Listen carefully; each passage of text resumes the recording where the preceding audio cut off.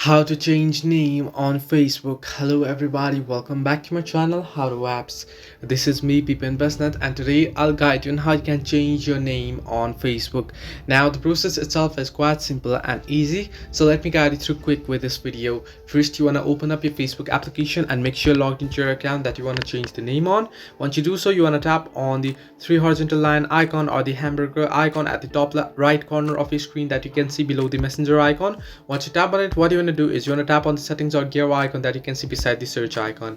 Now here under settings and privacy, you can see the very first option, personal and account information. Tap on it, and once you tap on it, you want to tap on the very first option, name. Now here you'll be able to change your name. You can simply remove your first name and switch and type in your another name. You can type in your middle name if you want, and then type in your surname. Now middle name is just optional. If you do not have middle name, you do not have to add it, but you'll have to add your first name and surname, and then simply tap on review change. And you can see if you change your name on Facebook, you can't change it again for 60 days, so you can change only once in 60 days.